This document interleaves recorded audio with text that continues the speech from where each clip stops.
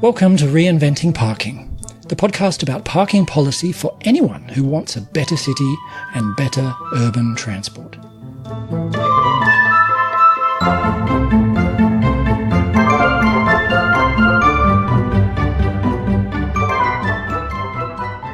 Hello again, Paul Barter here. In today's episode of Reinventing Parking, I want to talk about walkable parking and how I think it can help us with the struggle to end parking minimums. Walkable parking is my name for the mindset about parking that goes with embracing park once and walk districts. So don't worry if walkable parking and park once and walk districts are unfamiliar terms. I'll explain shortly.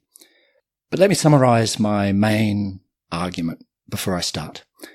So, at first glance, parking minimums and walkable parking don't seem closely connected. Parking minimums just seem more or less irrelevant to park once and walk districts, where much of the parking tends to be public parking. I'm going to argue that parking reformers have a huge opportunity here. Embracing the idea of walkable parking and park once and walk districts may be really useful for our quest to end parking minimums, much more than most of us have realized. So, for example, pushing for walkable parking offers ways to argue against parking minimums, even in communities that are very wary of losing any of their parking supply, of reducing their parking supply.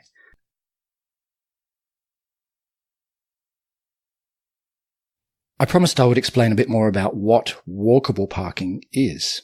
In brief, walkable parking is the mindset in parking policy in which the ideal is park once and walk areas. And park once and walk areas means areas in which most parking, or much of the parking, is open to the public, and the parking serves the whole area. That may not be quite enough detail to understand the idea, so I'll explain more by way of talking about two extreme different kinds of areas. So I'll start by talking about the areas in the outer suburbs of most cities. Places that are full of suburban shopping centres, campus-style business parks, big box stores, expansive and isolated industrial areas, that kind of place. Places like North America and Australia and New Zealand have more than their fair share of landscapes like that. But actually all over the world, even in developing countries, most cities have at least some areas on their urban peripheries that are very car-dependent, planned as automobile-dependent areas. These are not walkable places. Just about every building is set back from the road. It's on a large plot of land with wide frontage along the road. So if you start from any particular building, you only have very few other buildings that are within an easy walk. So each building clearly needs its own on-site parking because no one willingly walks in these landscapes. The planning codes in these areas almost always require parking. They have parking minimums. They require plentiful parking dedicated to each building. Arguably, developers would actually still build a lot of parking even without the parking minimums. In areas like this, each building clearly needs parking and developers would be able to see that without the government telling them to. In fact, in England, where parking minimums have been more or less abolished, we still see plentiful parking around all of the car-dependent, out-of-town developments. Nevertheless, parking minimums seem to make sense in car-dependent areas like this. People can see the logic. They seem a natural fit. This is their natural habitat. By the way, they're also called parking norms or parking ratio standards, depending on where you are in the world. But if we switch now and look at city centres, there's a very different story. And imposing those suburban-style parking policies on city centres is disastrous. City centres tend to be dense, mixed-use areas with intensive land uses. Whether you're in Asia, the Americas, Europe or Africa, or wherever, the story is similar. Using parking minimums to force dedicated parking onto dense developments in modest size, downtown plots of land causes a huge amount of harm. This was highlighted recently in a Strong Towns article about Sandpoint in the US state of Idaho. Here's a quote from that article on the Strong Towns website. Arguably, no city ordinance is more underestimated for its long-term impacts than off-street parking requirements. Many cities are now starting to recognise the negative effects parking minimums can have on housing affordability, historic preservation, the environment, small businesses, walkability and municipal budgets. In Sandpoint, some of these effects were not hypothetical but happening right before our eyes. The 2009 approval of a 60,000 square foot 3-storey bank headquarters in the heart of downtown ended up requiring 218 parking spaces. Because only 110 were provided, which was actually plenty, the bank was subjected to in lieu parking fees, totaling over $700,000.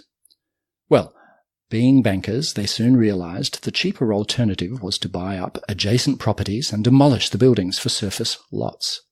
Consequently, small businesses were evicted and the much beloved downtown historic development pattern was diminished. So that's a common story. Many municipalities in city centres around the world discover, much like Sandpoint did, that downtown parking minimums are a mistake. And many of them abolish them, or they find ways around their parking minimums. Sometimes they reduce them, sometimes they allow lots of exemptions. But that doesn't mean an end to new parking spaces in city centres. Nor does having low parking minimums or no parking minimums necessarily mean the city centre will eventually have much less parking. In fact, some downtowns have plentiful parking without any of it having been created by parking minimums. In city centres all over the world, demand for parking prompts a business response. As vehicle ownership rises and parking demand increases in downtowns that lack much parking, an industry emerges, public parking. By the way, this term public parking means parking open to the public. I'm not talking necessarily about public sector parking, although some public parking is indeed public parking, if that's not too confusing. So it's common for much of the city centre parking to be open to the public. That's the key point. Some of it is in standalone parking facilities or on vacant lots. Some of it is on-site with buildings, but nevertheless sometimes gets opened up for public parking. I'm in Singapore, and that's a very common thing. Most big buildings have parking in them or under them, and it's open to the public very often. Now, the fact that most city centre parking is open to the public, or at least much of it, forces us to have a very different parking mindset in these places compared with the very suburban and very automobile-dependent areas that I talked about before. So instead of making each site have enough dedicated parking, the buildings in city centres have access to the local pool of public parking. Any particular public parking spot in a downtown serves the whole area within walking distance from the parking spot, rather than that parking spot being just for one site. So all of this is another way of saying that most downtowns all over the world are park once and walk areas. People will park in public parking and then walk to their various destinations. And if the relevant authorities embrace this idea fully, their mindset on parking becomes the walkable parking mindset. This offers various benefits. Because these are mixed land use areas, public parking allows demand for parking to be met with fewer parking spaces than if we were requiring it to be dedicated separately for each land use or each building. So this efficiency is even in the absence of any rationing or pricing. It's because parking serves multiple destinations, and each of these destinations varies in the timing of its peak parking demand. But it's even better than that, because parking that is open to the public tends to get managed, and it tends to get rationed, very often priced. And this also helps to manage parking demand. It reduces people's fears about shortages and problems because the demand is being managed actively. Walkable parking also promotes walking. You park once and you walk around to your various destinations in the area. That's good for street-facing businesses. Jeffrey Tumlin and Patrick Siegman from Nelson Nygaard consulting firm also argue that park once and walk districts result in much less traffic than their suburban counterparts. You're no longer expected to bring your car with you as you move from one destination to another. You can park once, then walk. Lots of short trips are avoided. Later, I'm going to argue, as I said, that walkable parking also has another enormous benefit, which is that it helps us to campaign more effectively against parking minimums, or at least I'm going to argue that it could help us campaign more effectively against parking minimums. Unfortunately, the authorities in charge of many downtowns actually do not embrace their status as park once and walk areas. So, for example, Sandpoint, that we talked about before, used to have downtown parking minimums, and it was not embracing its walkable parking. Now, here is an important point. The distinction between that suburban style of parking policy that I talked about first and the walkable parking, park once and walk district kind for the downtowns that I've just finished talking about, the difference between them is not about how much parking there should be. So what are the key differences between the parking arrangements in these two areas? The two mindsets or the two approaches to parking supply. In the show notes for this episode, I've put a diagram. The diagram is entitled Common Parking Policy Approaches, and it has two dimensions. So along the horizontal dimension is a question: should a parking space serve its own site or its whole area? And there are two columns, two possible answers. The vertical dimension is how much parking supply should there be? And there are many possible answers to that, but I've just summarized them into three answers.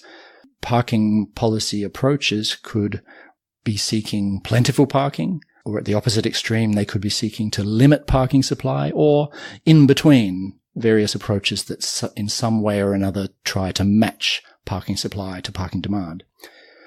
Most people, when they're thinking about abolishing parking minimums, have in mind the parking supply and arguments about how much parking supply there should be, and that by abolishing the minimums we are refraining from requiring excessive parking.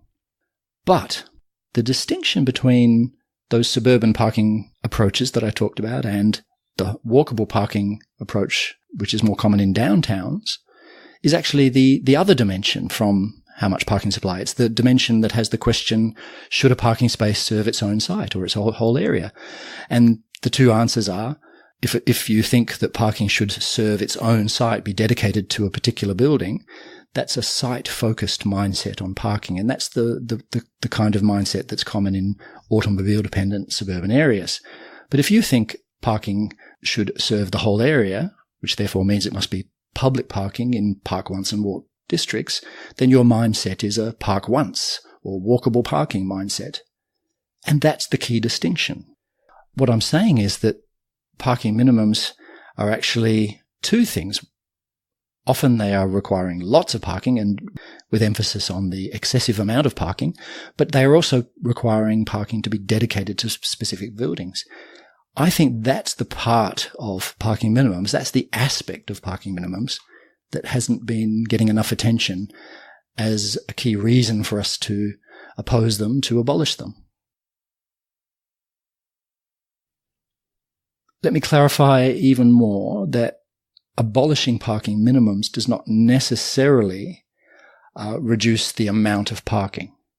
In some cases, in the outer suburban areas, one reason is the reason that we saw in the outer suburbs of English cities. Even though there are no parking minimums, the mindset of everyone is still that every building will need its own parking, simply because the landscape is so unwalkable. But in places that are even reasonably walkable, if we abolish parking minimums, it may still be that even if a walkable parking mindset sets in and public parking is the main priority, it may still be that the local community wants plentiful parking and is willing to invest in plentiful parking. So, for example, we see places like downtown Santa Monica in the Los Angeles area. Decades ago, the city authorities in Santa Monica noticed the same kinds of problems in their downtown as we saw in Sandpoint earlier in the episode. And so downtown Santa Monica took a decision to be very liberal in allowing developments to have no parking dedicated to their building or on site. They still had their parking minimums, but they were very generous in allowing in lieu parking fees. And the fees were low enough, maybe unlike in Sandpoint, the fees were low enough that most developers paid the fee rather than build the building. You remember the bankers in Sandpoint decided to build the parking instead of paying the fee. In Santa Monica, mostly they paid the fee rather than build the building. So in the early days of this policy, Santa Monica used all of that money to develop a lot of public parking. And voila, they now had a park once and walk downtown, but also plentiful parking. So the fact that parking minimums often require plentiful parking is not what makes the car-dependent suburban approach talked about earlier the opposite of walkable parking. What makes it the opposite of walkable parking is the fact that it requires each development site to have its own dedicated parking. In a little while, I'll talk about this dilemma because many of us campaigning to abolish minimum parking requirements would like to see less parking. We feel as though there is an excessive amount of parking required in many places. It might sound disappointing. I'm saying abolishing the parking minimums won't necessarily get us less parking. Later, I'll come back to this and I'll argue that it's still a very useful first step to abolish the minimum parking requirements and to embrace a walkable parking idea. Okay, but I'll get to that in a minute. But let me first talk about a few other reasons why embracing walkable parking thinking can help us in our parking minimums crusade. First, walkable parking makes it clear that minimum parking requirements are not needed for parking success. And it's even an argument that you could make in places where people still believe that plentiful parking is desirable. So this expands the range of places where we can argue against parking minimums. Second, parking minimums, especially excessive ones, are actually actively harmful to the health of a park once and walk area. If you have excessive parking minimums, you probably won't get a park once and walk area developing nicely. Parking minimums encourage off-street parking to be kept private and not open to the public. So if more people and more public officials embrace the idea of walkable parking thinking, we can probably encourage more of them to abolish or reduce minimum parking requirements in the interests of encouraging the emergence of park once and walk areas. Third, the practical successes that we see in well-managed park once and walk areas, which actually means, for example, downtowns all over the world, most of them are well-managed park once and walk areas, and they work quite well. And there are many other well-managed park once and walk areas. The successes of those places that are functioning quite well without parking minimums or without this should be emboldening many other cities to follow suit. And I guess you could say we do see that trend, at least in other places that are similar, such as downtowns or relatively dense mixed-use, transit-rich places. Fourth, walkable parking thinking helps diffuse the whole idea of parking spillover as a problem. You remember one of the key objections people will make if you propose abolishing parking minimums is that they're worried that there will be parking spillover. The demand for parking from a new building or a big building will spill over into the streets and into nearby parking. But in a park once and walk area, or with the walkable parking mindset, parking spillover is no longer regarded as something that needs to be prevented or mitigated. The whole concept of parking spillover disappears. Poof! In a park once and walk districts, it's not a problem if motorists park in parking that is not in their destination's parking. It's just parking. Now, fifth, now I come to this really important point, and it's perhaps the main point I wanted to make. So I talked about the key distinction between suburban-style, site-focused parking policy and walkable parking approaches, which embrace public parking, park once and walk. So we see that there are actually two distinct reasons to abolish parking minimums. One reason to oppose parking minimum requirements is that they usually promote excessive parking supply. And that's the usual argument that most anti-parking minimum campaigns. They focus on the fact that parking minimums promote excessive parking supply, and the amount of parking is a central issue in the debate. But unfortunately, this limits the success of those campaigns to just certain areas. You will only get very far with that argument in places where people can imagine that less parking supply is feasible, even in the short term. And so abolition of parking minimums has mostly been successful in city centres and in inner city mixed-use areas along public transport corridors, along transit corridors. So that's a pity. The second reason to oppose parking minimums is that they require dedicated parking for each specific development site. So this is the walkable parking thinking inspired second reason to oppose parking minimums. And this reason helps us to campaign against parking minimums beyond just those traditional areas. Let me explain. A campaign based on this second objection to parking minimums would focus on the harm caused by requiring dedicated parking with buildings. Emphasis on dedicated. It's not just the amount of parking that we're worried about, it's the fact that parking is dedicated to specific buildings and therefore becomes private, not public. This style of anti-parking minimums campaign could potentially attract a broader coalition. It could attract people who are not yet convinced that their area needs less parking. People like the councillors in Santa Monica long ago. They can see the damage caused by requiring dedicated parking with every building, like in Sandpoint, that bank. But they don't necessarily want less parking. So they may be willing to abolish parking minimums, but in a way where they maintain policies to provide plentiful parking. This should expand the geographical range of anti-parking minimums campaigning far beyond the usual transit-rich areas. So even in places where lower parking supply is currently politically impossible, we should still be able to push for walkable parking, park once and walk areas. This raises an interesting question though, doesn't it? Where is walkable parking possible? Where is it possible to plan a successful park once and walk district? Can we only do that in places that are extremely walkable? Places with really high walk scores? I'm not so sure, actually. I think maybe. My guess is that park once and walkable parking can be adapted even to places that, say, in North America or Australia, we would call middle suburbs, or in other parts of the world, there are many landscapes where they are partially car dependent, moderately car dependent, moderately walkable and modestly mixed use. I suspect that the park once and walk idea could be applied, maybe with some modifications, even to these middle areas. I would really be curious to know of any relevant examples. If any of you know, please do get in touch. It should also help that a campaign like this would be for something positive. It's not just a campaign against parking minimums. It's not a campaign, as many anti-parking minimums campaigns are portrayed. It's not a campaign against parking. It's a campaign against dedicated parking via the parking minimums.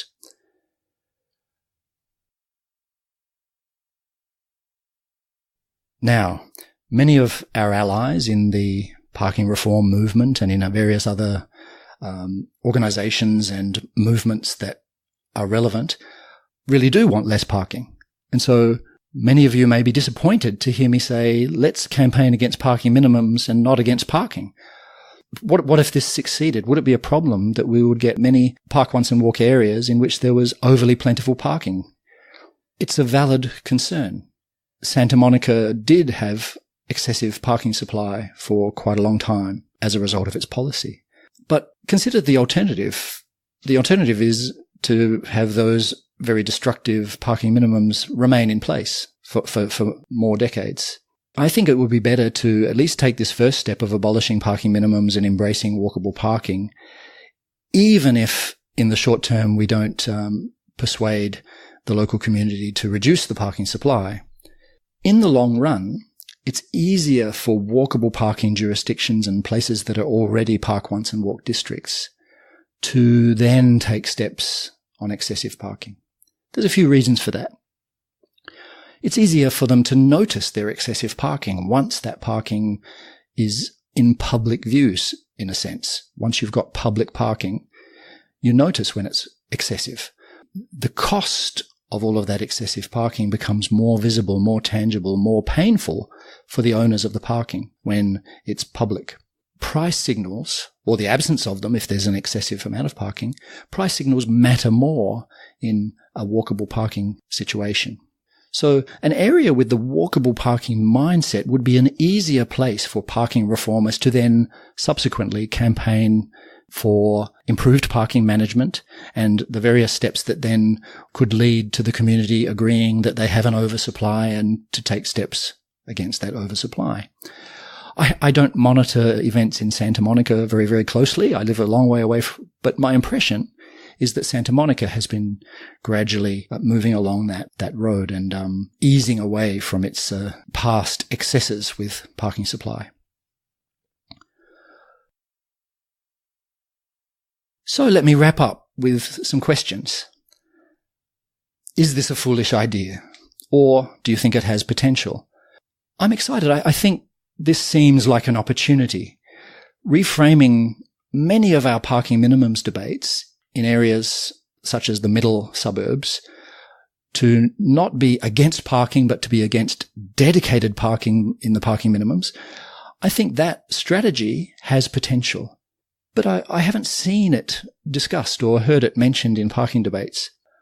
Promoting park once and walk planning seems to be a relatively neglected agenda. There are a few consultants, such as Nelson Nygaard, promoting this idea, but it doesn't seem to be a huge, big deal. I think it should be. And I haven't noticed anyone talking about promoting park once and walk planning as a strategy to help us abolish parking minimums. Did I miss something? Have I missed someone who is working on this? Tell me.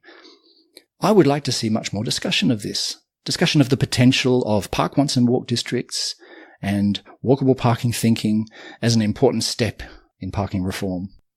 Do you agree with me that if we make this a first step, ending parking minimums via this strategy, that it would still be okay? At least it opens up the possibility for further change in those areas. It's easier to reduce parking excess in park once and walk areas. Do you agree with me that this strategy might work beyond the old inner city and transit-oriented areas where campaigns against parking minimums have been successful in the past? I'd really like to hear from you. You've been listening to the Reinventing Parking podcast, and I'm Paul Barter. You can find out more at reinventingparking.org, where you'll find ideas and tips on parking policy. You can also listen to other episodes, subscribe, or leave a comment. That's reinventingparking.org. Bye for now.